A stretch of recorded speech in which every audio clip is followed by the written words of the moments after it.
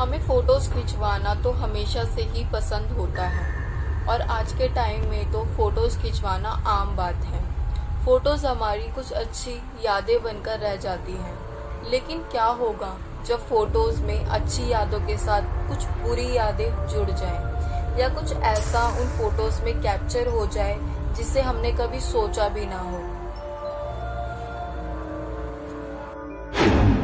So hello everyone, welcome back to another hide video. तो आज की वीडियो में हम देखेंगे स्कैरी और डिस्टर्बिंग फोटोग्राफ्स को, जिनको देखने के बाद और जिनकी बिहाइंड द स्टोरी सुनने के बाद आप लोग सोचने पर मजबूर हो जाओगे कि ऐसा भी सच में हो सकता है। So without wasting any time explore करते हैं आज के हाइड कंटेंट को।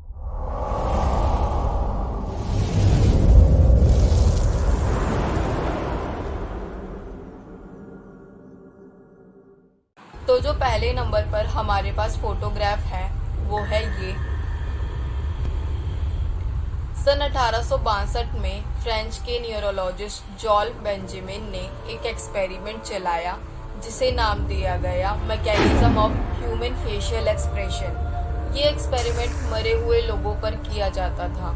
जो ये सबसे पहली फोटो मैंने आपको दिखाई, ये एक ओल्ड मैन की है जो मरा हुआ है। इसी के ऊपर सबसे पहले ये एक्सपेरिमेंट किया गया था। इस एक्सपेरिमेंट का मकसद ये देखना था कि आफ्टर लाइफ ह्यूमन के फेशियल एक्सप्रेशन को चेंज किया जा सकता है या नहीं। और ये एक्सपेरिमेंट करंट देकर किया जाता था जो बहुत ही ज़्यादा पेनफुल होता था। जॉल बेंजामिन का एक पार्टनर भी था जो उनका साथ दिया करता था। वो फोटोग्राफ्स खींचता था जॉल बेंजामिन के लिए। ये ओल्ड मैन की फोटोज भी एक्सपेरिमेंट के टाइम क्लिक की गई थी और देखा गया कि जब इस एक्सपेरिमेंट को किया जा रहा था इस ओल्ड मैन के ऊपर, तो ओल्ड मैन का फेशियल एक्सप्रेशन बहुत ही ज़्यादा वियर्ड था। लाइक ऐसा लग रहा था एकदम डरावना सा। जो सेकंड पिक्चर हमारे पास है वो है ये। वेरी स्पूकी ना। तो ये इमेज एनालिस की है। एनालिस एक 16 साल की नॉर्मल लड़की ही थी हमारी ही तरह, लेकिन उसे थोड़े टाइम के बाद हेलुसिनेशन होने लगा। वो डरने लगी थी, जिसकी वजह से वो बहुत ही ज़्यादा वियर्ड हरकतें करने लगी थी, जैसे कीड़े मकोड़े खाना, मकड़ियाँ खाना, और वो खुद का ही यूरिन पी जाती थी, जिसकी वजह से वो बहुत ही ज़्यादा कमज़ोर हो गई थी। उसकी ये वियर्ड हरकतें देखकर एनालिस के पेरेंट्स ने उसका एक्सॉर्सिज्म कराया। उसका 67 टाइम एक्सॉर्सिज्म हुआ। एक्सॉर्सिज्म एक ऐसी क्रिया होती है जिसकी वजह से हमें ये पता चल जाता है कि किसी ह्यूमन के अंदर कोई अलग स्पिरिट तो नहीं है। तो एनालिस का 67 टाइम एक्सॉर्सिज्म हुआ। मायने रखता है ये नंबर। इस एक्सॉर्सिज्म के बाद पता चला कि एनालिस पोजेस्ड है। उसके अंदर 6 आत्माओं का वो हो चुका था, एकदम ही 6 स्पिरिट उसके अंदर थी। और ये फोटो तब लिया गया जब उसका एक्सॉर्सिज्म हो रहा था। जो थर्ड नंबर पर हमारे पास फोटोग्राफ है वो है ये। डरावनी है ना। ये फोटोग्राफ लंदन के एक म्यूजियम की है। इस म्यूजियम के अंदर मोम के पुतलों को रखा जाता था।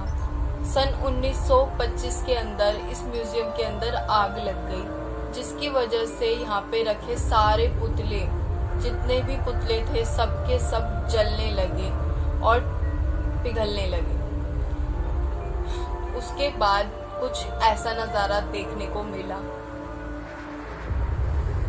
ये बहुत ही ज़्यादा डरावना नज़ारा है, आप देख ही सकते हो फोटो के अंदर।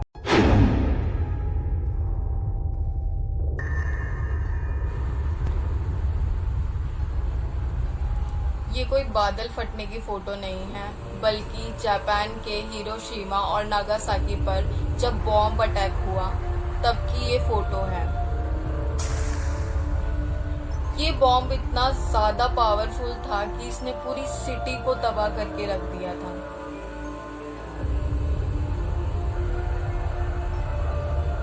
जब ये बॉम्ब अटैक हुआ, ये फोटोग्राफ तब की है।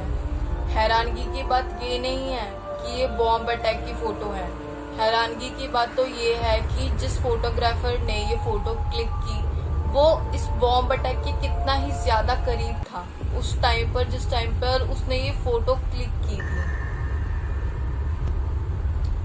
उसे इस बात का कोई आइडिया नहीं है कि उसको कितना बड़ा नुकसान हो सकता था, ये कितना बड़ा डेंजरस है। सो जो लास्ट नंबर पर हमारे पास पिक्चर है वो है ये। सन 1950 में कूपर फैमिली ने एक ओल्ड हाउस लिया। उन्होंने इस हाउस में शिफ्ट होने के बाद छोटा सा सेलिब्रेशन किया डाइनिंग रूम के अंदर। जो मिस्टर कूपर थे उन्होंने अपनी फैमिली की फोटो क्लिक की। जब ये फोटो क्लिक की गई थी तब बिल्कुल सब कुछ नॉर्मल था, फोटो बहुत अच्छी आई थी। लेकिन मिस्टर कूपर ने जब ये फोटो डेवलप कराई उसके बाद कुछ ऐसा देखने को उनको मिला। आप इस फोटो में साफ साफ देख सकते हो कि कूपर फैमिली के साथ साथ वहां पर एक ह्यूमन जैसा स्ट्रक्चर भी मौजूद है, हैंग कर रहा है कुछ वहां पे। तो इसका मतलब सीधा सीधा एक ही है कि वहां पर जब फोटो क्लिक की गई थी तो कूपर फैमिली के साथ साथ वहां पर एक स्पिरिट भी मौजूद थी।